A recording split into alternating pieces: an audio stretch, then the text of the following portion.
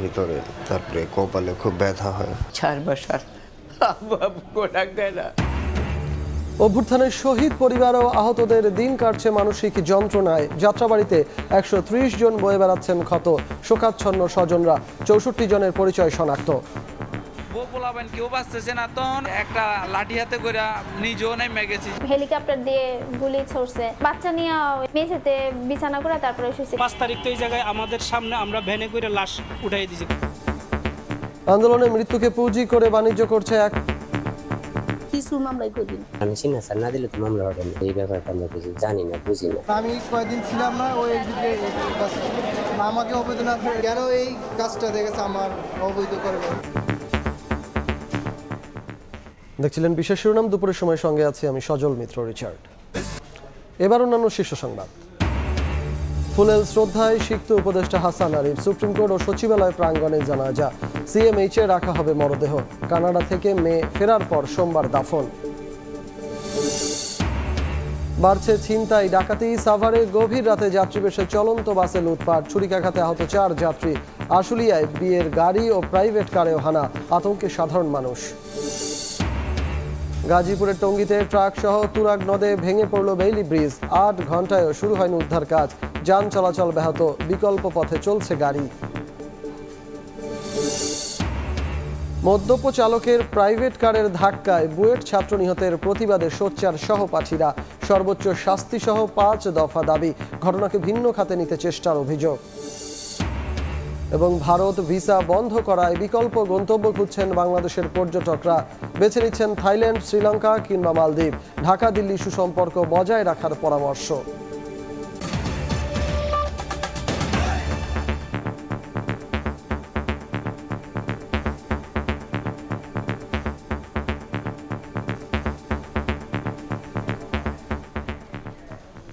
July August অভ্যুত্থানের খবর।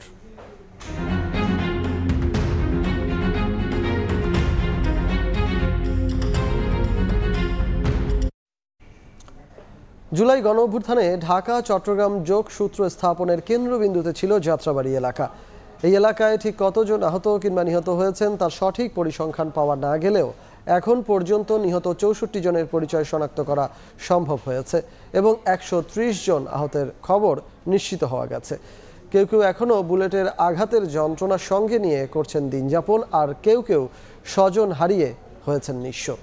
সেই দুঃস্বপ্নের দিনগুলোর খবর শোনাবেন মাইমুনা হায়দার চৌধুরী, আর ক্যামেরায় ছিলেন সোহরাব হোসেন সম্রাট। এক টুকরো ইট হাতে আবু সাইদের হত্যার বদলা নিতে রাজপথে হাজারো জনতা। ছাত্র থেকে মুদি দোকানদার কেউ বাদ ছিল না এই মিছিলে। দিন যেতে থাকে আর আন্দোলনের তীব্রতাও বাড়তে থাকে যাত্রাবাড়ি এলাকায়। এমনকি দুধের শিশু কোলে নিয়েও স্বৈরাচারের পতন ঘটাতে রাজপথে আসেন অনেকে। নানা আগ্নেয়াস্ত্রের হামলায় রক্তাক্ত হয় রাজপথ।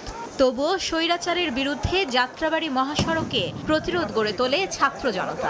এই মিছিলে আমরা সামনে এগোতে যখন চাইছিলাম, উরুদুরু সাউন্ড গ্রেনেড ডিএসএল মারা শুরু করছে। যখন স্নাইপার দিয়ে গুলি করতেছিল আপনার, যখন ওই যে আপনার ওই যে ধৈনা কলেজ থেকে ছাদের থেকে, তখন ওই টাইমে আমরা দেখতে পাচ্ছিলাম। তো এই জন্য জনতা আরো খেপে গেছে। প্রশিক্ষিত বাহিনীর অস্ত্রের মুখে প্রতিদিন ঝরতে থাকে শত শত প্রাণ, যার সাক্ষী যাত্রাবাড়ি, কাজলা, রায়েরবাগ সহ আশেপাশের এলাকার মানুষ। এমনকি জানালার কাঁচ ভেদ করেও ঘরে প্রবেশ করে গুলি, টিয়ার শেল। গ্যারেজের ভিতরে টিয়ার সেল মারা হয়েছে। টিয়ার সেল মারা হয়েছে যখন আমরা দম নিঃশ্বাস আর নিতে পারতেছি না। কৌশলের মতো আমরা ট্রাক ড্রাইভার সহকারে উঠিয়ে দিছি, কিন্তু ওই ট্রাক ড্রাইভারকে এমনভাবে গুলি করছে ছাত্র জনতার সম্মুখে যে ওখানে জায়গার উপরে 10 জনের লাশ। 5 তারিখ তো এই জায়গায় আমাদের সামনে আমরা ভ্যানে করে লাশ উঠাই দিয়েছি। কমসে কম 20টা লাশ আমি উঠাই দিয়েছি। শত শত মৃত্যু, আহাজারির গল্প আজও যাত্রাবাড়ি, রায়েরবাগ, শনিরাখড়া এলাকার মানুষের মুখে মুখে। আন্দোলনকারীদের উপর নৃশংস হামলার পরেও এই এলাকার মানুষ মাঠে নেমে আসে আরও দ্বিগুণ শক্তিতে, আর শহীদের তালিকায় যুক্ত হতে থাকে নতুন নতুন নাম। পরম নিশ্চিন্তে এখন ঘুমাতে পারলেও জুলাই আগস্টের সেই সব ভয়াল দিনে ঘুমের মধ্যেই শিউরে উঠত 7 মাস বয়সী ওয়ালিদ। পুলিশের গুলি থেকে 2 সন্তানকে বাঁচাতে তাদের মায়ের সংগ্রামের গল্প সিনেমাকেও হার মানাবে। ওই সিচুয়েশনে আমি তো আমার বাচ্চা নিয়ে মেঝেতে বিছানা করে তারপরে শুয়েছি, কারণ আমাদের জানালার ওই ওয়ালগুলোর মধ্যে হেলিকপ্টার দিয়ে গুলি ছড়ছে। নারকীয় অত্যাচার দেখে সইতে না পেরে জীবনের ঝুঁকি নিয়ে রাজপথে নামেন তাদের বাবা সজীব। মাথায় 6টি গুলি নিয়ে বেঁচে আছেন তিনি, হারিয়েছেন একটি চোখ। চোখের ভিতরে, তারপরে কপালে খুব ব্যথা হয়। 5 আগস্ট দুপুরে স্বৈরাচারের পতন হয়েছে শুনে জনতার উচ্ছ্বাস দেখতে বাসার বাইরে যায় 13 বছরের শাওন। কিন্তু তখনও এই এলাকায় থামেনি নিরাপত্তা বাহিনীর তাণ্ডব, যার বলি হতে হয় শাওনকে। 4 মাস আব্বু আব্বু করে ডাক দেয় না, আমার সাথে ঘুমায় না, আমার সাথে খায় না। সবচেয়ে বেশি আব্বু আব্বু করে ডাকতো। আমার একবার আব্বু করে ডাকলে আমার দুনিয়া একদিকে, আমার আব্বু ডাকে একদিকে। আমি আজকে 4 মাস নিজ কাঁধে সন্তানের লাশের ভার সইতে না পেরে এখন বিপর্যস্ত শাওনের বাবা চান সন্তান হত্যার বিচার। আমার লাশ কাঁধে করে আমার ছেলে নিব, কিন্তু 4 ছেলে ছিল আমার। 4 ছেলে যদি একজন বাবার কাঁধে লয়, আর বাবার কাঁধে বোঝা লাগে না। কিন্তু এত রক্ত, এত হাহাকারের দগ্ধকে স্মৃতি যেন ভুলণ্ঠিত না হয়, এমনটাই প্রত্যাশা গণ অভ্যুত্থানের অনন্য ইতিহাসের অংশীদার যাত্রাবাড়ি এলাকার মানুষ। মাইমুনা হায়দার চৌধুরী, সময় সংবাদ, ঢাকা।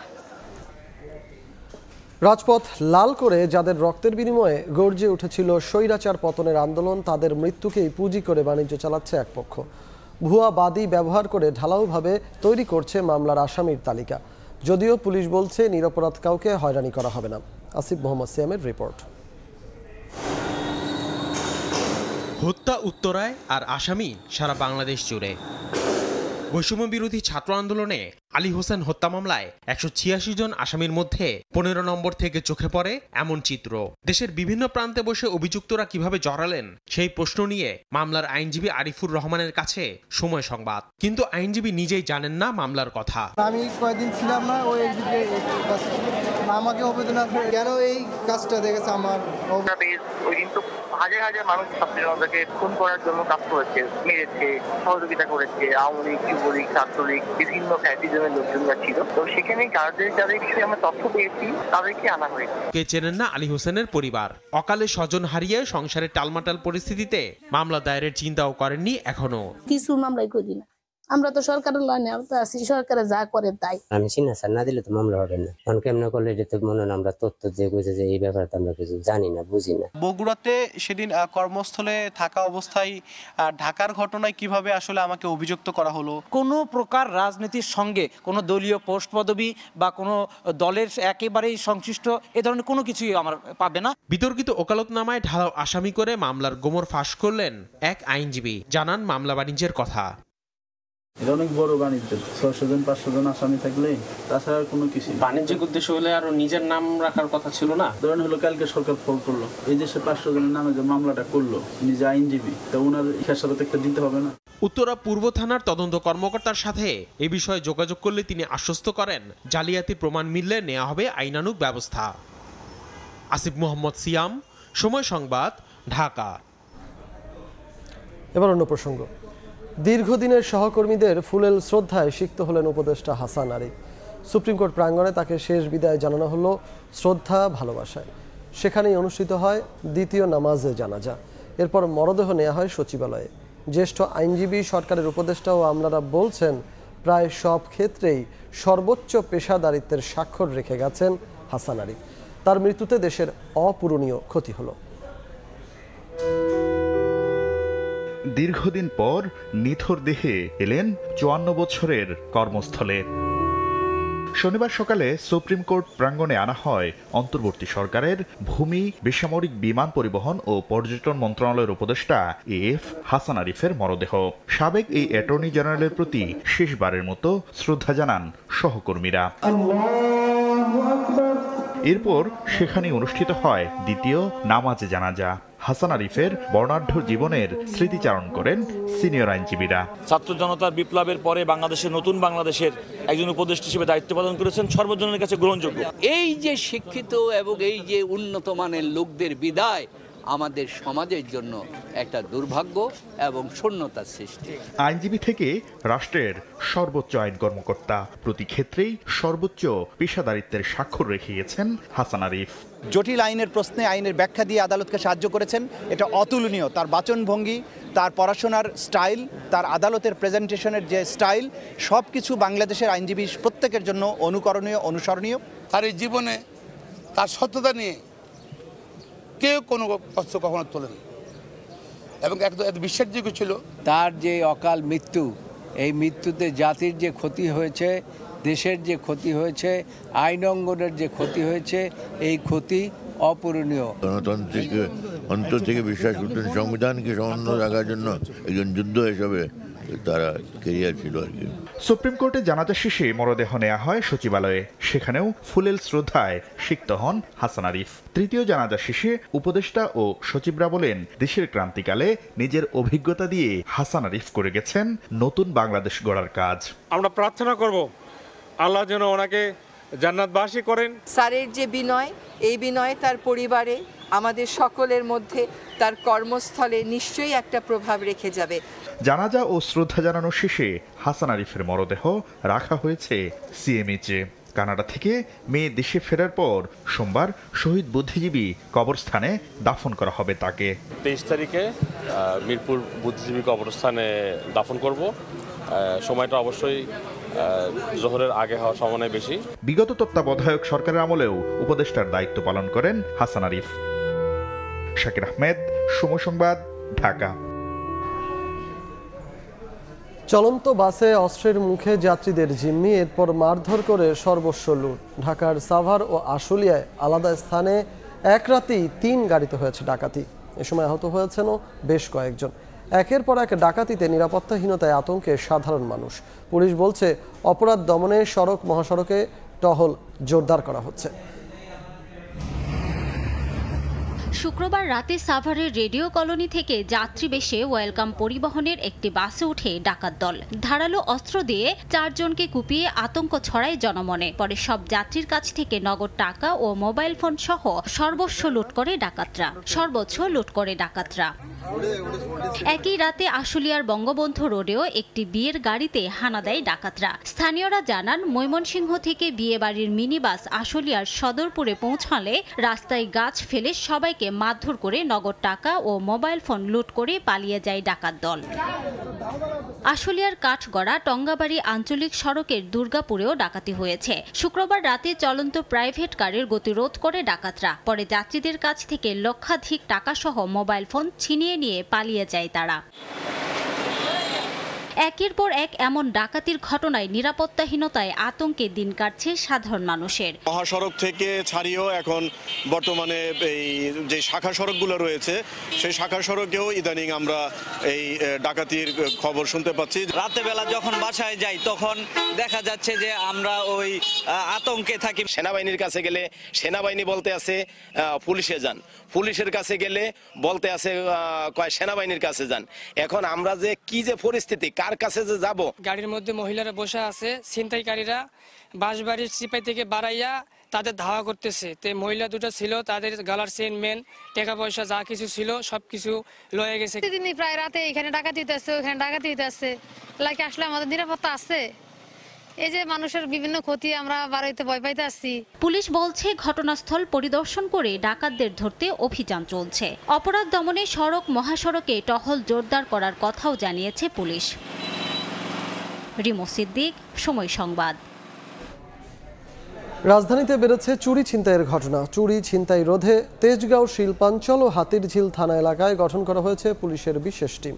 1 মাসের অভিযানে 1/2 শতাধিক মোবাইল উদ্ধার করা হয়। পুলিশ জানায়, চুরি ছিনতাই হলে ভুক্তভোগীদের মামলা করতে অনীহার কারণে অনেক ঘটনায় অজানা থাকে। চুরি বা ছিনতাই হওয়া ফোন বুঝে পেয়ে উচ্ছ্বাস প্রকাশ করেন ভুক্তভোগীরা। ঢাকা মহানগর পুলিশের তেজগাঁও শিল্পাঞ্চল জোনের সহকারী কমিশনারের কার্যালয়ে মানুষের ভিড়। সবাই এসেছেন হারানো মোবাইল ফোন ফিরে পেতে। অস্ত্র ঠেকিয়ে কারো ফোন ছিনতাই করেছে, কারো ফোন বাস বা ট্রেনের জানালা থেকে টেনে নিয়েছে, কারো আবার বাসার জানালা দিয়ে নিয়ে গেছে মোবাইল ফোন, কেউ আবার হারিয়েছেন রাস্তা পার হতে গিয়ে। 7 রাস্তার মোড়তে সুইচ গিয়ার দেখে মোবাইলটা নিয়ে গেছে। পরে ওরা 4-5 জন ছিল, আমি আর নিজের জানের ভয়ে আর কিছু বলিনি। বৃহস্পতিবারে ফোন দিছে যে আসে মোবাইলে, তখন একটু অন্যরকম অনুভূতি, যে না পাওয়া যায়, পুলিশের প্রতি একটু আস্থা বাইরে গেছে। 1 বছর আগে হারিয়েও ফিরে পেয়েছেন মোবাইল ফোন, তাই শখের ফোন হাতে পেয়ে দিশেহারা। 9 মাস যাবত হারাইছে, আমি একটু আশা হারাই ফেলছিলাম যে হয়তো আর পাবো না, তো পাইছি, এখন অনেক ভালো লাগছে। আমার বাবার ফোন হারানো গেছে, আর এটা অটোরিকশা থেকে পড়ে গেছিল। মে মাসের 5 তারিখে হারাইছে, আজকে পাইছি। পুলিশ বলছে রাজধানীর কারওয়ান বাজার হাতিরঝিল এলাকায় হঠাৎ ফোন হারানোর ঘটনা বেড়ে যাওয়ায় আলাদা টিম গঠন করে শুরু হয় অভিযান। এসব এলাকা থেকে হারানো মোবাইল ফোন ঢাকার বিভিন্ন এলাকা থেকে উদ্ধার করা হয়। অপরাধ দমনে আইন শৃঙ্খলা বাহিনীর তৎপরতা আগের চেয়ে বেশি বলেও জানায় পুলিশ। আমরা 53টি মোবাইল তাদের গ্রাহকদের হাতে অলরেডি উদ্ধার করে দিতে সক্ষম হয়েছি। টেকনোলজি ইউজ করে উদ্ধার করেছি, এবং আমাদের আরেকটা প্ল্যান আছে যে এই মোবাইলগুলো যেখান থেকে উদ্ধার হয়েছে তাদের মাধ্যমে আমরা যারা ছিনতাইকারী আছে, যারা চোর আছে, তাদের পর্যন্ত আমরা পৌঁছাবো এবং অপরাধীদের গ্রেপ্তারের আওতায় নিয়ে আসবো। ছিনতাই হওয়া ফোন ফিরে পেতে জিডি না করে মামলা করার পরামর্শ পুলিশের। মাসুদুর রহমান, সময় সংবাদ, ঢাকা। মদ্যপ চালকের প্রাইভেট কারের ধাক্কায় বুয়েট ছাত্র নিহতের প্রতিবাদে সোচ্চার সহপাঠীরা। ঘটনায় জড়িতদের সর্বোচ্চ শাস্তিসহ 5 দফা দাবি জানিয়েছে শিক্ষার্থীরা। তাদের অভিযোগ, শুধু হামলা নিতেই টালবাহানা, বিভ্রান্তিকর তথ্য ও প্রভাব খাটিয়ে বিচার প্রক্রিয়াকে ভিন্ন খাতে নিয়ে যাওয়ার চেষ্টা করা হচ্ছে। অপরাধী যে পরিবারেরই হোক, কেউই আইনের ঊর্ধ্বে নয়, তা প্রতিষ্ঠায় সরকারকে ভূমিকা রাখার আহ্বান জানিয়ে শিক্ষার্থীরা বলেন, দেশের বিচার ব্যবস্থাকে একটি গোষ্ঠীর হাতে জিম্মি হওয়ার হাত থেকে রক্ষা করতে হবে। আমার ভাই মরল কেন? বিচার চাই, বিচার চাই। We want justice, justice, justice. বেপরোয়া প্রাইভেট কারের ধাক্কায় সড়কে ঝরেছে সহপাঠীর প্রাণ। বিচার দাবিতে শনিবারও রাজপথে বাংলাদেশ প্রকৌশল বিশ্ববিদ্যালয় বুয়েটের শিক্ষার্থীরা। ঝাঁঝালো স্লোগান মিছিলে প্রকাশ পাচ্ছে ক্ষোভ আর প্রতিবাদের ভাষা। আর নয় প্রাণহানি, সড়ক হতে হবে নিরাপদ, দাবি উঠছে শিক্ষার্থীদের সোচ্চার কণ্ঠে। বিক্ষোভ মিছিলের আগে বুয়েটের শহীদ মিনারের সামনে গণমাধ্যমের সঙ্গে কথা বলেন শিক্ষার্থীরা। অভিযোগ করেন, নানা উপায়ে ঘটনাকে ধামাচাপা দেওয়ার চেষ্টা চলছে, যা শঙ্কিত করছে শিক্ষার্থীদের। এটি কোনো দুর্ঘটনা নয়, বরং চালক নেশাগ্রস্ত অবস্থায় বেপরোয়াভাবে গাড়ি চালিয়ে আমাদের একজন সহপাঠীকে নির্মমভাবে হত্যা করে এবং 2 জনকে গুরুতর আহত করে। ইতিমধ্যে আমরা দেখতে পাচ্ছি যে অভিযুক্তদের আইনজীবী গণমাধ্যমে বিভিন্ন রকমের বিভ্রান্তিমূলক তথ্য দিয়ে ঘটনাকে ধামাচাপা দেওয়ার চেষ্টা করছেন। আমরা পূর্বেও দেখেছি প্রভাবশালী পরিবারের সদস্যবৃন্দ কোনো অপরাধের সাথে যুক্ত থাকলেও, কোনো সিভিয়ার অফেন্সে যুক্ত থাকলেও পরবর্তীতে প্রভাব খাটিয়ে বিচার প্রক্রিয়া থেকে তাদের নিস্তার লাভের দৃষ্টান্ত। আমরা এই ঘটনায় এই ব্যাপারটির আশঙ্কা করছি। বিভিন্নভাবে বিচার প্রক্রিয়াকে ভিন্ন দিকে নিয়ে যাওয়ার প্রচেষ্টা আমাদেরকে শঙ্কিত করেছে। সড়কে বুয়েট শিক্ষার্থীর প্রাণহানির ঘটনায় জড়িতদের সর্বোচ্চ শাস্তি, যথাযথ ক্ষতিপূরণ, আহত 2 শিক্ষার্থীর চিকিৎসার ব্যয়ভার অভিযুক্তদের বহন করা সহ 5 দফা দাবি জানানো হয় ব্রিফিংয়ে। আমরা সরকারের কাছে দাবি জানাচ্ছি, সড়কের নিরাপত্তা আইন জোরদার করুন, দেশের বিচার ব্যবস্থাকে একটি গোষ্ঠীর হাতে জিম্মি হওয়ার হাত থেকে রক্ষা করুন। এই ঘটনার দৃষ্টান্তমূলক শাস্তি নিশ্চিতকরণের মাধ্যমে দেশে একটি দৃষ্টান্ত স্থাপন করুন। অপরাধী যে পরিবারের সদস্য হোক না কেন, কেউই আইনের ঊর্ধ্বে নন। এই ব্যাপারটি পুনরায় প্রতিষ্ঠিত হোক। শুক্রবার রাতে পূর্বাচলের 300 ফিট এলাকায় বেপরোয়া প্রাইভেট কারের ধাক্কায় নিহত হন গ্রেফতার হওয়া ব্যক্তিদের মধ্যে 2 জনের ডোপ টেস্ট পজিটিভ এসেছে বলে জানায় পুলিশ। ফারুক ভিয়া, রবিন, সময় সংবাদ, ঢাকা। গাজীপুরের টঙ্গীতে ট্রাক ওঠার বেইলি ব্রিজ ভেঙে তুরাগ নদে পড়ে গেছে। এতে ঢাকা ময়মনসিংহ মহাসড়কে যান চলাচল ব্যাহত হওয়ায় ভোগান্তিতে পড়েছেন বিভিন্ন পরিবহনের চালক, যাত্রীরা। ঘটনার প্রায় 8 ঘন্টা পরও শুরু হয়নি উদ্ধার কাজ। আপাতত বিকল্প পথে চলাচল করছে গাড়ি। গাজীপুরের টঙ্গীতে তুরাগ নদের ওপর বেইলি ব্রিজ ভেঙে পানিতে পড়ে যায় ড্রাম ট্রাক। এতে যান চলাচল ব্যাহত হওয়ায় ভোগান্তি বেড়েছে সাধারণ যাত্রীদের। পুলিশ জানায় শনিবার ভোরে ঢাকা ময়মনসিংহ মহাসড়কের টঙ্গী এলাকায় বেইলি ব্রিজটি ভেঙে পড়ে, তবে কোনো হতাহতের ঘটনা ঘটেনি। বিকল্প পথে যান চলাচল শুরু হলেও বিপাকে পড়তে হচ্ছে সাধারণ মানুষদের। ওভারলোড ট্রাক, এটার দ্বিতীয়ত কোনো সাপোর্ট নাই, তার জন্য আর কি এটা উল্টা পড়ে গেছে। গাছ পাথরের গাড়ি ছিল, পাথরের গাড়ির জন্য লোড বেশি ছিল, হ্যাঁ, যার জন্য এই অবস্থা হয়েছে। উদ্ধার কাছে এখনো পর্যন্ত আমাদের চোখে ধরা পড়ে নাই, দেখতেছি না। আমরা সাধারণ পাবলিক আমরা বুঝতে পারতেছি ব্রিজটা দুর্বল, কিন্তু এটা দেখার কি আছে আমরা জানি না। আমরা যাইতেছি, কষ্ট হইতেছে, আর কি করা যাবে, হাইটা যাওয়া লাগতেছে।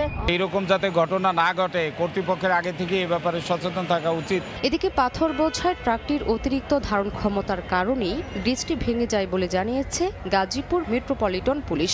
এ পথে চলাচলকারী সকল যাত্রী ও যানবাহনকে বিকল্প সড়ক ব্যবহার করার আহ্বান জানানো হয়। ব্রিজ ভাঙার ঘণ্টার পর ঘণ্টা পেরিয়ে গেলেও কর্তৃপক্ষ ঘটনাস্থলে না আসায় ক্ষোভ জানান সাধারণ যাত্রীরা। সময় সংবাদ, গাজীপুর। এই মুহূর্তে ঘটনাস্থলে আছেন আমাদের সহকর্মী সাইফুল রুদ্র। সর্বশেষ অবস্থা জানতে সরাসরি চলে যাব তার কাছে। রুদ্র, শুক্রবার দিবাগত রাত 2টার দিকে উত্তরার আবদুল্লাপুরের যে বেইলি ব্রিজটি আছে এটি ভেঙে পড়ে যায়। একটি পাথরবাহী ডাম্প ট্রাক এই ব্রিজটি অতিক্রম করার সময় এই দুর্ঘটনা ঘটে। দুর্ঘটনার পর থেকে এখনও পর্যন্ত ঘটনাস্থলে কোনো উদ্ধার তৎপরতা আমরা দেখতে পাইনি। আপনাদেরকে একটু দেখাতে চাই যে যেই ঝুঁকিপূর্ণ সেতুটি রয়েছে সেটি গোড়া থেকে একেবারেই উপরে মাঝ বরাবর ভেঙে নদীতে পড়ে গেছে এবং দুই পাশের যে সংযোগ আছে, দুই পাশের সংযোগটি বিচ্ছিন্ন হয়ে গেছে। আরেকটি বিষয় বলে রাখি, এই সেতুটি যে ঝুঁকিপূর্ণ সেটি উল্লেখ করে এরই মধ্যে সেতুর দুই প্রান্তে দুটি নির্দেশনা দেওয়া হয়েছে যেন 10 টনের অধিক ভারী পণ্যবাহী কোনো যানবাহন এই সেতু দিয়ে পারাপার না হয়, এমন একটি নির্দেশনা থাকার পরও এই ভারী পাথর বোঝাই ট্রাকটি এই সেতু পার হতে গিয়ে এই দুর্ঘটনার শিকার হয়েছে। তবে যেটি জানতে পেরেছি যে এই দুর্ঘটনায় কোনো হতাহতের ঘটনা ঘটেনি। চালক এবং চালকের সহকারী এরই মধ্যে ঘটনাস্থল থেকে চলে গেছেন। শুধু এই ট্রাকটি নয়, এই ট্রাকের সঙ্গে একটি সিএনজি অটোরিকশাও এই নদীতে পড়ে গিয়েছিল, সেটি তারা স্থানীয়দের সহযোগিতায় উদ্ধার করা হয়েছে। এই ঘটনার পরপর এখনও পর্যন্ত বিআইডব্লিউটি এর কোনো কর্মকর্তা এখানে আসেনি, যেহেতু বিষয়টি এখানে নদী আছে, যেহেতু ঘটনাটি নদীর মাঝ বরাবর ঘটেছে। আরেকটি বিষয় হচ্ছে বিআইডব্লিউটির সঙ্গে যোগাযোগ করার পর তারা বলেছে যে এটি সড়ক ও জনপদের আওতায় পড়ে। সেক্ষেত্রে আজকে ছুটির দিন হওয়ায় সড়ক ও জনপদের কোনো কর্মকর্তাকেও এখানে দেখা যায়নি। যান চলাচল স্বাভাবিক রাখতে এবং পথচারীদের চলাচলে যেন কোনো অসুবিধা না হয় সেই বিষয়টি লক্ষ্য রেখে ঢাকা মেট্রোপলিটন পুলিশের পক্ষ থেকে একটি বিশেষ ব্যবস্থা নেওয়া হয়েছে। তারা বিকল্প রাস্তা ব্যবহার করার জন্য নির্দেশনা দিয়েছেন। এর আগেও এই সেতুতে ছোটোখাটো কিছু দুর্ঘটনা ঘটেছে, তারপরও সচেতনতার যে বিষয়টি সেটি এখানকার যান চালকদের মাঝে দেখা যায়নি বলে জানিয়েছেন এখানকার। তো এই ছিল উত্তরা আবদুল্লাপুর থেকে আমার কাছে দেখা সবশেষ তথ্য। উত্তরার আবদুল্লাপুর থেকে আমাদের সঙ্গে যুক্ত হয়েছিলেন সহকর্মী সাইফুল রুদ্র। পট পরিবর্তনের পরও সড়কে বন্ধ হয়নি নৈরাজ্য, এতে প্রভাব আছে রাজনৈতিক দলগুলোর। সমস্যা সমাধানেও রাজনৈতিক দলের এগিয়ে আসা উচিত বলে মনে করেন তথ্য উপদেষ্টা নাহিদ ইসলাম। রাজধানীর কাকরাইলে রোড সেফটি ফাউন্ডেশনের এক সংলাপে অংশ নেন উপদেষ্টা। এ সময় বিআরটি এর চেয়ারম্যান বলেন, এখন থেকে ফিটনেসবিহীন বাস আর চলতে দেওয়া হবে না। সড়কে বিশৃঙ্খলার দুর্ভোগ রাজধানীবাসীর কাছে নিত্যদিনের ঘটনা। শনিবার রোড সেফটি ফাউন্ডেশনের এক আয়োজনে উঠে এলো ফিটনেসবিহীন যানের সেই পুরনো বক্তব্যই। পাশাপাশি রাজনৈতিক দলগুলোর প্রভাব নিয়েও আলোচনা করলেন অতিথিরা। রাজধানীর কাকরাইলের পিবিআইতে অনুষ্ঠিত জাতীয় সংলাপে সড়কের শৃঙ্খলা ফেরানোর নানা চ্যালেঞ্জ তুলে ধরে পরামর্শ দেন বিশেষজ্ঞরা। 2028 সাল পর্যন্ত আমরা প্রায় 1000 কিলোমিটারের যে হাই রিস্ক যে লোকেশন আছে ওগুলার আমরা ইমপ্রুভমেন্ট ঘটাবো। রোড টেস্টটা একটা বাণিজ্যের একটা রূপান্তর হয়েছে। এই সিন্ডিকেট আছে, খুব ঠান্ডা মাথায় পরিকল্পনা করে আগাতে হবে। আমি বলবো it's need a comprehensive approach. পরে বিআরটি এর চেয়ারম্যান সড়কের বিদ্যমান সমস্যাগুলো স্বীকার করে সম্মিলিত সমাধানের আহ্বান জানান। বলেন, সড়কে আর ফিটনেসবিহীন বাস চলতে দেওয়া হবে না। আর ঢালাওভাবে পরিবহন মালিক চালকদের দোষারোপ না করে আইন সবার জন্য সমান করার দাবি জানান বাংলাদেশ সড়ক পরিবহন মালিক সমিতির মহাসচিব। গাড়ির রেজিস্ট্রেশন সাসপেন্ডেড, ড্রাইভারের লাইসেন্স সাসপেন্ডেড, এগুলো আমরা করছি, তারপরেও কিন্তু কমছে না। এটা আমরা করছি, তারপরেও কিন্তু কমছে না। আমি জানি না যে আর কি করা যায়। এই সর্বোচ্চ ফোরামের সিদ্ধান্ত যা হবে তা যেন জবাবদিহিতার মধ্যে থাকে। আমি, আপনি, আমরা যে যেখানে আছি। সংলাপে যোগ দিয়ে তথ্য উপদেষ্টা নাহিদ ইসলাম বলেন, সড়কে নৈরাজ্য বন্ধ না হওয়ার কারণ রাজনৈতিক প্রভাব, তাই দায়িত্ব নিতে হবে রাজনৈতিক দলগুলোকে। আগে একদল দুর্নীতির সাথে জড়িত ছিল, এখন অন্য দল দুর্নীতির সাথে জড়িত, বাট দুর্নীতিটা চলমান আছে। ফলে ওই দুর্নীতিটা আমাদের বন্ধ করতে হবে। ওই সেই জায়গায় আসলে রাজনৈতিক দলগুলোর একটা দায়িত্বশীল ভূমিকা আসলে প্রয়োজন। পরিবর্তিত পরিস্থিতিতে সড়কে স্বস্তি ফেরানো না গেলে ব্যর্থতার দায় স্টেক হোল্ডারদের কাঁধেও বর্তায়। তাই প্রাতিষ্ঠানিক ও কাঠামোগত সংস্কারের প্রত্যাশার কথাও জানান সংলাপে অংশ নেওয়া অতিথিরা। শফিকুজ্জামান রুবেল, সময় সংবাদ, ঢাকা। দুপুরের সময় আরও থাকছে। সাগরে নিম্নচাপের প্রভাবে উপকূলে গুড়ি গুড়ি বৃষ্টি, ঠান্ডার মধ্যেই বৈরী আবহাওয়ায় জুবুথুবু অবস্থা, বিপাকে নিম্ন আয়ের মানুষ।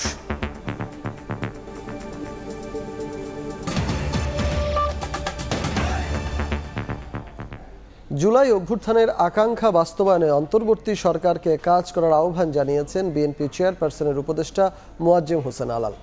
নেতাকর্মীদের নামে থাকা রাজনৈতিক মামলাগুলো তুলে নেয়ার আহ্বান জানিয়ে তিনি বলেন, এই সরকারের কাছে ন্যায় বিচার প্রত্যাশা করে বিএনপি। সকল রাজবন্দীর নিঃশর্ত মুক্তির দাবিতে জাতীয় প্রেস ক্লাবে বাংলাদেশ গণতান্ত্রিক পরিষদ আয়োজিত বিক্ষোভ সমাবেশে তিনি অভিযোগ করেন, বাজার সিন্ডিকেট ভাঙতে ব্যর্থ সরকার।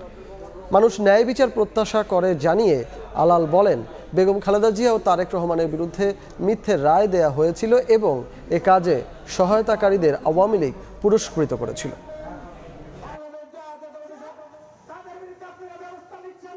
মানুষের ন্যায্য অধিকার যেটা, ভোটের অধিকার, যার ভোট তাকে দেব, যাকে খুশি তাকে দেবো এবং দিনের বেলায় দেবো এবং ফলাফল যেন সঠিকভাবে জানবো আমরা, এই অধিকার থেকে বঞ্চিত করা হয়েছে এই বিচার বিভাগকে ব্যবহার করে।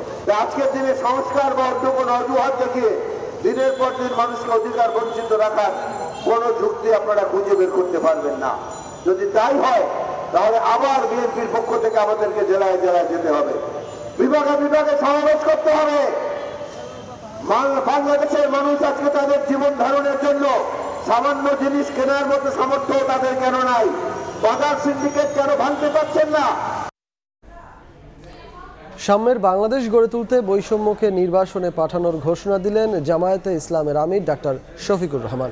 দুপুরে মৌলভীবাজার সরকারি উচ্চ বিদ্যালয় মাঠে দলটির কর্মী সম্মেলনে প্রধান অতিথির বক্তব্যে তিনি একথা বলেন। বারবার জাতি যেন প্রতারিত না হয়, এজন্য ঘুষ, দুর্নীতি ও চাঁদাবাজ মুক্ত বাংলাদেশ বিনির্মাণে সবাইকে ঐক্যবদ্ধ হওয়ার আহ্বান জানান জামায়াতের আমির।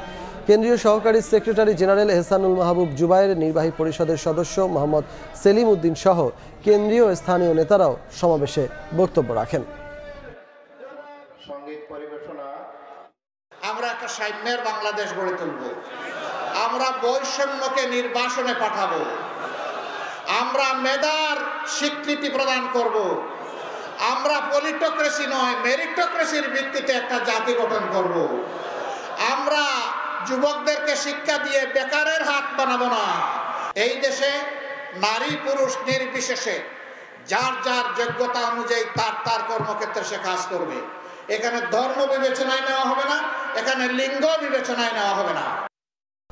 ফায়ার সেফটি প্ল্যান অনুমোদন না নিয়েই ব্যবসা চালিয়েছে উত্তরার 12 নম্বর সেক্টরে অগ্নিকাণ্ডে ক্ষতিগ্রস্ত লাভলিন রেস্টুরেন্ট। ছিল না পর্যাপ্ত অগ্নি নির্বাপন ব্যবস্থা, বলছে ফায়ার সার্ভিস। রেস্টুরেন্টের বিরুদ্ধে মামলা করেছে পুলিশ। আলামত নষ্ট করার অভিযোগে গ্রেপ্তার করা হয়েছে 2 জনকে। বিস্তারিত সাইফুল রুদ্রর রিপোর্টে। শুক্রবার সকাল 10:30টায় উত্তরার 12 নম্বর সেক্টরের লাভলিন রেস্টুরেন্টে আগুন লাগে। ফায়ার সার্ভিসের 12টি ইউনিট ঘটনাস্থলে পৌঁছে আগুন নিয়ন্ত্রণে আনে। প্রত্যক্ষদর্শীরা জানান রেস্টুরেন্টের ভেতরে থাকা গ্যাস সিলিন্ডারের বিস্ফোরণ থেকে আগুনের সূত্রপাত। দীর্ঘদিন থেকে ঝুঁকিপূর্ণ ছিল এই ভবনটি। রান্নার কাজে সিএনজি ব্যবহারের কথাও উঠে আসে প্রত্যক্ষদর্শীদের বক্তব্যে। একটা আবাসিক এলাকায় এরকম রান্না করার অনুমোদন কেউ দিবে না, বিল্ডিং মালিক বলেন বা এটা রাজু মানে যেভাবেই হোক এটা কেউ দেবে না। গ্যাস সিলিন্ডার বাস্ট হয়েছে, এটা আমাদের এতগুলো লোক এখানে আমরা বসবাস করি, এখানে অবশ্যই এটা গভর্নমেন্টেরও দেখার আছে, যারা ব্যবসা করে তাদেরও দেখার আছে, বাড়ির মালিকেরও দেখার আছে। মানে এই লোকেশনে এইসব জিনিসটা আসলে ইউজ করাটা উচিত না, কারণ ওনাদের তো একলা না, সবারই একটা জানের একটা ইয়ে আছে। ফায়ার সার্ভিস জানায় রেস্টুরেন্ট পরিচালনার জন্য অগ্নি নিরাপত্তার ছাড়পত্র ছিল না লাভলিনের। প্রাথমিকভাবে আমরা ধারণা করছি যে এখানে গ্যাস সিলিন্ডারের লিকেজের কারণে এই দুর্ঘটনা হতে পারে। এখানে এলপি গ্যাসের সিলিন্ডার ব্যবহার করত। এই ঘটনায় মামলা দায়েরের পাশাপাশি দুজনকে গ্রেফতার করেছে পুলিশ। এই বিষয়ে ইতিমধ্যে একটি মামলা রুজু হয়েছে এবং মামলায় দুজন আসামি গ্রেফতার করা হয়েছে। একজন যে আলামত নষ্ট করতে চেয়েছিল তাকে গ্রেফতার করা হয়েছে এবং রেস্টুরেন্টের মালিক তাকেও গ্রেফতার করা হয়েছে। এটি বিজ্ঞাপন ঘটনা তদন্তে 5 সদস্যের কমিটি গঠন করা হয়েছে বলে জানিয়েছে ফায়ার সার্ভিস। শাতিলা শারমিন, সময় সংবাদ, ঢাকা। নাটোরের বড়াই গ্রামে আগুনে পুড়ে মারা গেছে সময় টেলিভিশনের রিপোর্টার আলতাফ হোসেনের 9 মাসের মেয়ে শিশু। পুলিশ জানায় গতরাতে নাটোরের বড়াইগ্রাম উপজেলার জোনাইল শিমুলতলা এলাকায় আলতাফ হোসেনের বাড়িতে শর্ট সার্কিট থেকে হঠাৎ আগুন লাগে। মুহূর্তে আগুন ছড়িয়ে পড়ে পুরো বাড়িতে। আগুনে সাংবাদিক আলতাফের স্ত্রী রক্ষা পেলেও মারা যায় তার একমাত্র সন্তান 9 মাসের আলিজা খাতুন। সন্তানকে হারিয়ে নিজেকে সান্ত্বনা দিতে পারছেন না আলতাফ। খবর পেয়ে ফায়ার সার্ভিস প্রায় 1 ঘন্টার চেষ্টায় আগুন নিয়ন্ত্রণে আনে। বৈদ্যুতিক শর্ট সার্কিট অথবা মশার কয়েল থেকে আগুনের সূত্রপাত বলে ধারণা ফায়ার সার্ভিসের।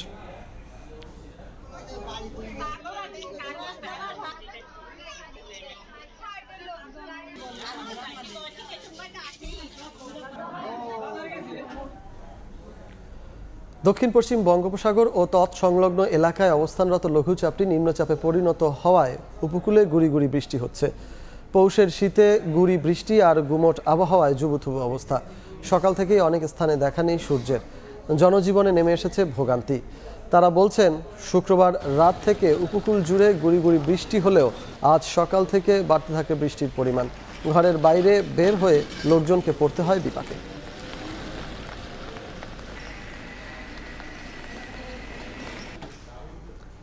এ নিয়ে বিস্তারিত জানাতে পটুয়াখালীতে আছেন সহকর্মী মনির হোসেন বাদল। সরাসরি চলে যাব তার কাছে। বাদল, গতকাল থেকে উপকূলীয় জেলা পটুয়াখালীতে একটি লঘুচাপ সৃষ্টি হয়েছে। এই লঘুচাপটি কিন্তু বর্তমানে নিম্নচাপে পরিণত হয়েছে, যার কারণে গতকাল থেকে কিন্তু পটুয়াখালীতে গুড়ি গুড়ি বৃষ্টি সহ কিন্তু ভারী বৃষ্টিপাতই বলতে পারি, ভারী বৃষ্টিপাত হচ্ছে। তবে এ বিষয়ে এই যে লঘুচাপের কারণে কিন্তু আমি পটুয়াখালী যে কলাপাড়া রাডার স্টেশন রয়েছে, রাডার স্টেশনের সাথে কথা বলেছি। তারা যে বিষয়টা জানিয়েছে যে এটি পায়রা বন্দর থেকে 1145 কিলোমিটার দূরে এই লঘুচাপটি কিন্তু নিম্নচাপটি অবস্থান করেছে। তবে এটি এখন বর্তমানে কোনো ঘূর্ণিঝড়ে রূপান্তরিত হয়নি। তবে এই উপকূলীয় জেলায় পটুয়াখালীতে কিন্তু জানেন প্রতি বছরই কোনো না কোনো দুর্যোগ হানা দেয়। তবে এই শীত মৌসুমে কোনো দুর্যোগ হানা দিলে মানুষের ভিতর কিন্তু আতঙ্কটা বেশি সৃষ্টি করে। 2007 সালে কিন্তু হিডর 15 নভেম্বর আঘাত এনেছিল, এবার কিন্তু শীতই আঘাত এনেছিল। যার কারণে প্রতি বছর যদি ঘূর্ণিঝড় শীত মৌসুমে আঘাত হানে বা এরকম নিম্নচাপ বা ঘূর্ণিঝড় রূপান্তরিত হয়, তাহলে মানুষের ভিতরে কিন্তু আতঙ্কটা বেশি একটা বিরাজ করেছে। গতকাল থেকে এই যে বৃষ্টিপাত হচ্ছে, এই বৃষ্টিপাতের কারণে কিন্তু শীতটা কিন্তু বেশি কিন্তু বয়ে যাচ্ছে সাধারণ মানুষের ভিতর। আর এর কারণে কিন্তু যে খেটে খাওয়া যে মানুষগুলো রয়েছে এরা পড়েছে বিপাকে। তবে সমুদ্র সৈকত কুয়াকাটা কিন্তু স্বাভাবিক রয়েছে, অত উত্তাল স্বাভাবিক নেই। তবে মাছ ধরা যে ট্রলার গুলো রয়েছে গভীর সমুদ্র বন্দরকে, এদেরকে নিরাপদে আশ্রয় নিতে কিন্তু তাদেরকে বলা হয়েছে। তবে এখন যে পটুয়াখালীর যে গুড়ি গুড়ি বৃষ্টিপাত হচ্ছে, এই বৃষ্টিপাতের কারণে কিন্তু সাধারণ মানুষের ভিতর কিন্তু অনেকটাই আতঙ্ক বিরাজ করেছে। এই ছিল পটুয়াখালী থেকে আমার কাছে নিম্নচাপের সর্বশেষ খবর। রাজনৈতিক প্রভাব খাটিয়ে গত 15 বছরে কর্ণফুলী দখলের মহোৎসবে মেতেছিল আওয়ামী লীগের নেতারা। নদীর বুকে অবৈধভাবে মাছের বাজার গড়ে তুলেছিলেন সাবেক মেয়র আজম নাসির উদ্দিন। কর্ণফুলী রক্ষার দায়িত্ব যে সংস্থার, সেই বন্দর কর্তৃপক্ষ ক্যাপিটাল ড্রেজিং এর নামে নদী ভরাট করে ইজারা দিয়েছে প্রভাবশালীদের। নদী ও খাল রক্ষা আন্দোলনের নেতারা বলছেন, গত এক যুগে নদীর প্রশস্ততা কমেছে 400 মিটার। এ অবস্থায় সব সংস্থাকে নিয়ে নদী বাঁচানোর আশ্বাস জেলা প্রশাসন ও সিটি কর্পোরেশনের। আশরাফুল আলম মামুনের ক্যামেরায় শফিকুল আলমের প্রতিবেদন।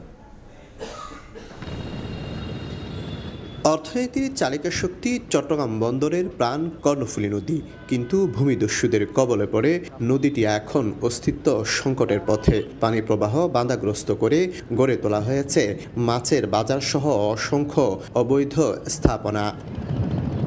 নদীতে মালামাল টানার কাজ করা সাম্পান মাঝিদের অভিযোগ, খুদ চট্টগ্রাম বন্দর কর্তৃপক্ষই 2016 সালে ক্যাপিটাল ড্রেজিংয়ের নামে নদীটির অনেকাংশ ভরাট করে। পরে রাজনৈতিক প্রভাব খাটিয়ে ইজারা নিয়ে শাহ আমানত সেতুর পশ্চিমে অবৈধভাবে নতুন ফিশারি ঘাট গড়ে তোলেন সাবেক মেয়র আজম নাসির উদ্দিন। বন্দর কর্তৃপক্ষের সহায়তায় রাজনীতিবিদরা ক্ষমতার অপব্যবহার করে সেতুর পূর্ব পাশে গড়ে তোলেন বিশাল বালুমহাল। নদীও ওখানে ছিল, এই বিল্ডিং এর ডাকা ছিল, এখান থেকে ভর্তি মানে এদিকে চলে এসছে। চট্টগ্রাম নদী ও খাল রক্ষা আন্দোলনের নেতারা বলছেন, 1985 থেকে 2021 পর্যন্ত 36 বছরে নদীর প্রশস্ততা কমেছে 542 মিটার। সংগঠনের জরিপ অনুযায়ী গত এক যুগ আগেও শাহ আমানত সেতু এলাকায় কর্ণফুলীর প্রশস্ততা ছিল 886 মিটার, এখন কমে হয়েছে 510 মিটারে।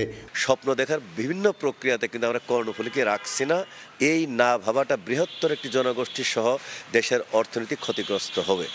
হাইকোর্টের নির্দেশে 2019 সালে নদীপাড়ের 200-এর বেশি অবৈধ স্থাপনা উচ্ছেদ করেছিল জেলা প্রশাসন। 8 জানুয়ারি পর্যন্ত একটা এমবার্গো আছে, এই এমবার্গোটা উঠে যাওয়ার পরে আমরা কার্যক্রমে হাত দেব। বন্দর, সিটি কর্পোরেশন সহ অন্য যে সংস্থাগুলো আছে, আইন শৃঙ্খলা বাহিনী, সব মিলিয়ে আমাদেরকে যৌথ ভূমিকা রাখতে হবে। বেহাল দশা কর্ণফুলীর সঙ্গে সংযুক্ত 57টি খালেরও, দখলে এগুলোর বেশিরভাগই শুরু হয়ে গেছে। আমি যেখানে দাঁড়িয়ে আছি এখানে একসময় কর্ণফুলী নদী ছিল। ভূমিদস্যুদের কবলে পড়ে আমার উত্তরে প্রায় 200 মিটারের মতো নদী দখল হয়ে গেছে। এভাবে চলতে থাকলে অচিরেই বন্দরের প্রাণ এই কর্ণফুলী নদী অস্তিত্ব সংকটে পড়বে। শফিকুল আলম, সময় সংবাদ, চট্টগ্রাম। দুপুরের সময় আরও থাকছে, অত্যাধুনিক আকাশ প্রতিরক্ষা ভেদ করে তেল আবিবে ক্ষেপণাস্ত্র হামলা হাউথির, আহত বেশ কয়েকজন, ক্ষতিগ্রস্ত আবাসিক ভবন, আক্রমণ প্রতিহতে ব্যর্থতার দায় স্বীকার আইডিএফের।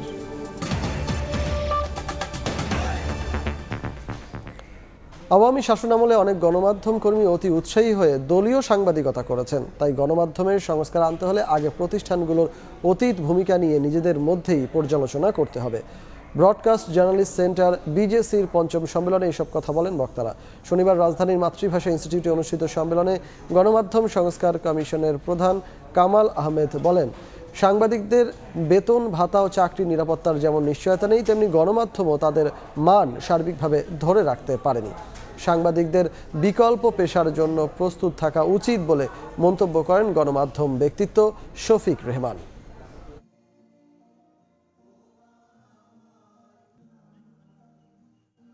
সংবাদপত্র জগতের মূল মন্ত্র কি? Facts are opinion is free, but facts are sacred. আমি না জেনে কিছু না লিখবো না, জেনে লিখতে হবে। আপনাদের যদি সাংবাদিকদের উচিত হবে লক্ষ্য রাখা, যদি এই চাকরি চলে যায় তাহলে ওই চাকরি যেন আমি করতে পারি। কারণ মাসের শেষে আপনার ছেলে মেয়ে এবং আপনার স্ত্রী জন্য আপনাকে টাকা রোজগার করতেই হবে।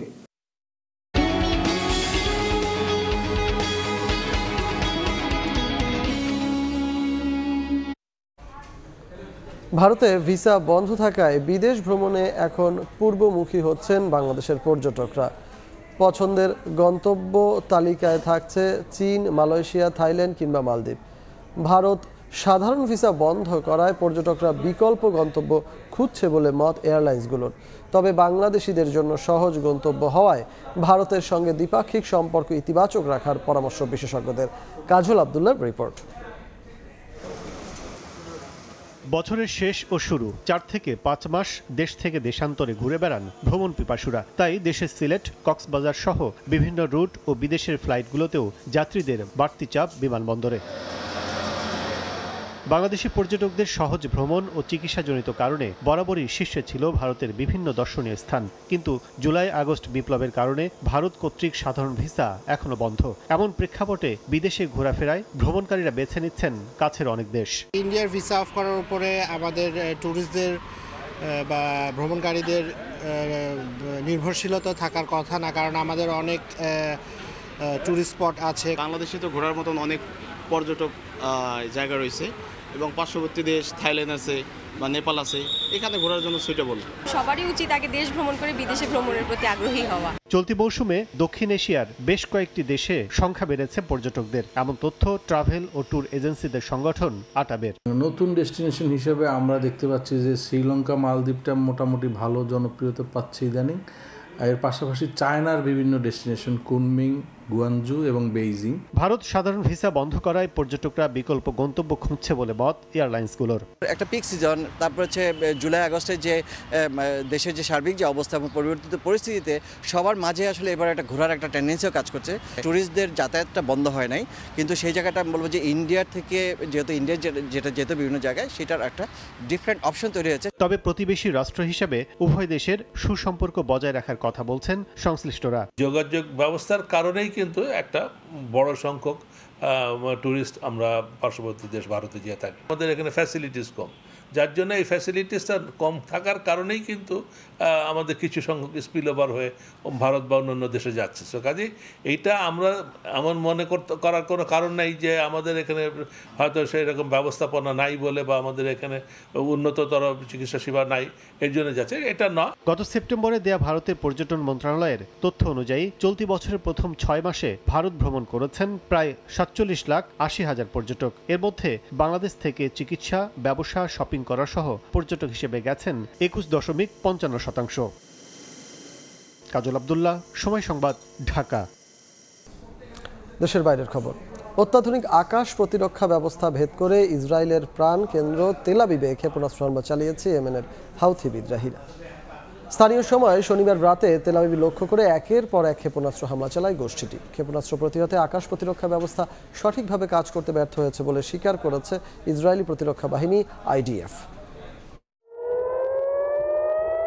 স্থানীয় সময় শনিবার হঠাৎ সাইরেনের শব্দে ঘুম ভাঙে তেল আবিবের বাসিন্দাদের। ইয়েমেনের হাউথি বিদ্রোহীরা ইসরায়েলের ভূখণ্ড লক্ষ্য করে হাইপারসনিক ব্যালিস্টিক ক্ষেপণাস্ত্র হামলা চালালে সতর্কতামূলক সাইরেন বেজে ওঠে রাজধানী জুড়ে। দেখা দেয় চরম আতঙ্ক। ক্ষেপণাস্ত্রটি আমাদের ভবনের পেছনে পড়ে এবং সব দরজা জানালা ভেঙে যায়। এটি অত্যন্ত ভয়ানক ছিল। ইয়েমেনের হাউথি বিদ্রোহীদের ক্ষেপণাস্ত্র হামলা ঠেকাতে ব্যর্থ ইসরায়েলের অত্যাধুনিক আকাশ প্রতিরক্ষা ব্যবস্থা আয়রন ডোম ব্যর্থ হয়েছে বলে স্বীকার করেছে IDF। এ হামলায় ক্ষতিগ্রস্ত হয়েছে পার্ক ও আবাসিক ভবন, আহত হয়েছেন বেশ কয়েকজন। হামলার পরপর মোতায়েন করা হয় পুলিশ ও বোমা বিশেষজ্ঞের দল। নিরাপদে থাকার আহ্বান জানানো হয় বাসিন্দাদের। এদিকে ইসরায়েলের প্রাণকেন্দ্র তেল আবিবে ক্ষেপণাস্ত্র হামলা সফল হয়েছে বলে দাবি করেছে ইয়েমেনের হাউথি বিদ্রোহীরা। হামলার দায় স্বীকার করে সামাজিক যোগাযোগ মাধ্যমের এক পোস্টে গোষ্ঠীটির এক শীর্ষ কর্মকর্তা জানান, ইসরায়েলের আকাশ প্রতিরক্ষা ব্যবস্থার ব্যর্থতা মানে আর কোনোভাবেই নিরাপদ নয় জায়ানবাদীদের ভূখণ্ড। এই অপারেশনের মাধ্যমে ইয়েমেনের বাসিন্দাদের সালাম জানাই। তারা সবাই শত্রুর বিরুদ্ধে মাঠে নেমে লড়াই নিশ্চিত করেছে। এর আগে ইয়েমেনের রাজধানী সানা ও বন্দর শহর হোদেইদা সহ বেশ কয়েকটি জায়গায় একযোগে বিমান হামলা চালায় ইসরায়েল। এতে হাউথি বিদ্রোহীদের সামরিক স্থাপনা গুড়িয়ে দেওয়ার দাবি করে তারা। মৌসুমী সাথী, সময় সংবাদ। এবার খেলার খবর। কিছুক্ষণ পর অনুষ্ঠিত হবে বাংলাদেশ ক্রিকেট বোর্ড BCBর জরুরি সভা। মূল এজেন্ডা BPL। জরুরি সভা বলেই ডাকযোগে নয়, সব পরিচালককে আমন্ত্রণপত্র পাঠানো হয়েছে মুঠোফোনে SMS এর মাধ্যমে। কোরাম পূরণের বাধ্যবাধকতা থাকায় থাকছে ভার্চুয়ালি যোগ দেওয়ার সুযোগও। দরজায় কড়া নাড়ছে BPL এর উন্মাদনা। 30 ডিসেম্বর থেকে মাঠে গড়াবে তা। যদিও 23 ডিসেম্বর হোম অফ ক্রিকেটের সুরের মূর্ছনায় শুরু হবে আনুষ্ঠানিকতা। সেই BPL নিয়েই BCBর সবশেষ প্রস্তুতি, তার অনুমোদন আর নিজেদের মধ্যে পরামর্শের জন্যই জরুরি মিটিংয়ে বসছেন বোর্ডের সব পরিচালকরা। মূল এজেন্ডা বিপিএল হলেও আলোচনায় জায়গা পেতে পারে 2025 সালের পরিকল্পনা। জানা গেছে নতুন বছরের ক্যালেন্ডারে যুক্ত হচ্ছে এনসিএল এর টি20 ফরম্যাট। এদিন জানিয়ে হতে পারে বিশেষ আলাপ। এছাড়াও স্ট্যান্ডিং কমিটির দায়িত্ব আর তার সবশেষ অবস্থা নিয়েও আলোচনা হতে পারে বিসিবির বর্তমান কমিটির 16তম মিটিংয়ে। ক্যারিবিয়ানদের বিপক্ষে টি20তে ক্লিন সুইপের স্বস্তি নিয়েই চলতি বছর আন্তর্জাতিক ক্রিকেট শেষ করেছে টাইগাররা। কিন্তু 2025 সালে চ্যাম্পিয়ন্স ট্রফি, এশিয়া কাপ ছাড়াও বাংলাদেশের আছে 6টা দ্বিপাক্ষিক সিরিজ, যার 4টা হোম 2টা অ্যাওয়ে। খুব বড় পরিসরে না হলেও নতুন বছরের পরিকল্পনায় স্থান পেতে পারে বিসিবির এই সভায়। মার্চের আগে টি20 আর জুনের আগে টেস্ট ম্যাচ নেই টাইগারদের, তাই তো এই দুই ফরম্যাটের অধিনায়কত্ব নিয়ে আলোচনা হচ্ছে না আপাতত। তবে ওয়ানডের অধিনায়কত্ব থাকছে শান্তর কাঁধেই। এদিন প্রাথমিক আলোচনা হতে পারে চ্যাম্পিয়ন্স ট্রফির দল নিয়েও। আলোচনা হতে পারে তামিম ইকবাল ইস্যুতে। মাহবুব রিমন, সময় সংবাদ, ঢাকা। জাতীয় দলে ফিরতে প্রস্তুত এবাদত হোসেন। চোট পুনর্বাসন কাটিয়ে এনসিএল এর প্রত্যাবর্তনে নিজেকে আবিষ্কার করেছেন সেরা ছন্দে। বিপিএলে একই ধারাবাহিকতার রেখে চ্যাম্পিয়ন্স ট্রফিতে চোখ সিলেট এক্সপ্রেসের। সিলেট থেকে সাব্বির মিথুনের প্রতিবেদন। লম্বা একটা ইনজুরির পরে আপনাকে রিকভার করা, এটা সত্যি আগে কখনো ইনজুরিতে পড়িনি, এটা বুঝতে পারতাম না। এই ইনজুরিতে পড়ার পরে রিহ্যাব জিনিসটা বুঝতে পারলাম যে এটা কতটা ডিপ্রেসড এবং কতটা হার্ডওয়ার্ক করা লাগে। এভরিডে সেম কাজ। মুশিব ভাই এটা জানে এবং রিয়াদ ভাইয়ের সাথেও শেয়ার করছিলাম, ওনারাও জানে এটা কত কষ্টের। আর বিপিএল আছে, আমি বিপিএলে ফোকাস করতেছি, দেখি বিপিএলটা ভালো সময় যদি যায়, ভালো পারফর্ম করতে পারে ইনশাল্লাহ। একটা করে আগাই। দেন চ্যাম্পিয়ন্স ট্রফি তো অনেক দূরে এখন পর্যন্ত। আমি চিন্তা করছি যে আপাতত বিপিএল সামনে আছে, ওটাতে ভালো পারফর্ম যাতে করতে পারি। 5 ইনিংসে 10 উইকেট, টুর্নামেন্টের দ্বিতীয় সেরা বোলিং ইকোনমি। নিজের প্রস্তুতিতে সন্তুষ্ট সিলেট এক্সপ্রেস। মাঠে ফিরতে কদিন আগে দলের সঙ্গে ভারত সফরে যায় এবাদত। ভেন্যু থেকে ভেন্যু ঘুরে কাজ করেছেন strength and conditioning coach Nathan কেলির সঙ্গে। এখন নিজেকে আবিষ্কার করলেন সেরা ছন্দে। নাথান কেলির সাথে কাজ করেছি এবং ওখানে আমার ফাস্ট বোলিং কোচ ছিল আন্দ্রে অ্যাডামস, ওনাদের দুজনের সাথে কাজ করেছি। ফিল্ডিং কোচও ছিল। আমার ফিটনেস সেশনটা ওখানে, আমার যে প্রোগ্রাম যেটা ছিল এমনভাবে সেট করা ছিল যে ওই সময়টা, ওই 7-8টা দিন আমার অনেক একটা টাফ একটা গিয়েছিল, যার কারণে এখন আমার খেলাটা খুবই ইজি হচ্ছে। যে আমার রিদম যেটা পেয়েছি, আমি আসলে এটা সত্যি আমি অনেক খুশি। দলে ফিরতে অ্যাসিড টেস্ট বিপিএল, পেস বিপ্লবের মাঝে সে পরীক্ষায় এবাদতের সঙ্গে যোগ্য দাবিদার অনেকেই। তবে এই পেসার নিজেকে এগিয়ে রাখছেন দক্ষতায়। দেশের ক্রিকেটে এমন প্রতিযোগিতাকে দেখছেন ইতিবাচক হিসেবে। পেস বোলিং বিপ্লব যেটা শুরু হয়েছে লাস্ট 2021-22 থেকে, তারপরে থেকে আমাদের পেস বোলারদের মধ্যে একটা হেলদি একটা কম্পিটিশন শুরু হয়েছে, যেটা এখনো কন্টিনিউ আছে। আলহামদুলিল্লাহ, এটা খুব ভালো একটা জিনিস, পজিটিভ একটা জিনিস আমাদের বাংলাদেশ ক্রিকেটের জন্য। আমার কাছে মনে হয় এই হেলদি কম্পিটিশনটা সব জায়গায় হওয়া উচিত। লাইক এখন ফাস্ট বোলার শুরু হয়েছে, কিছুদিন পরে টপ অর্ডারে শুরু হবে, মিডল অর্ডার শুরু হবে, লো অর্ডারে শুরু হবে, তখন অলরাউন্ডার খোঁজা শুরু হবে। তো এই জিনিসটা আমার কাছে মনে হয় আমাদের বাংলাদেশ ক্রিকেটের জন্য অনেক ভালো। সাব্বির মিথুন, সময় সংবাদ, সিলেট। এ পর্যায়ে শীর্ষ সংবাদগুলো জানিয়ে দিচ্ছি আরেকবার। চোখের ভিতরে, তারপরে কপালে খুব ব্যথা হয়। অভ্যুত্থানের শহীদ পরিবার ও আহতদের দিন কাটছে মানসিক যন্ত্রণায়। যাত্রাবাড়িতে 130 জন বয়ে বেড়াচ্ছেন ক্ষত। শোকাচ্ছন্ন স্বজনরা, 64 জনের পরিচয় শনাক্ত। বাড়ছে ছিনতাই ডাকাতি। সাভারে গভীর রাতে যাত্রী বেশে চলন্ত বাসে লুটপাট, ছুরিকাঘাতে আহত 4 যাত্রী। আশুলিয়ায় বিয়ের গাড়ি ও প্রাইভেট কারেও হানা, আতঙ্কে সাধারণ মানুষ। এবং ফুলেল শ্রদ্ধায় সিক্ত উপদেষ্টা হাসান আরিফ। সুপ্রিম কোর্ট ও সচিবালয় প্রাঙ্গণে জানাজা, সিএমএইচে রাখা হবে মরদেহ। কানাডা থেকে মেয়ে ফেরার পর সোমবার দাফন।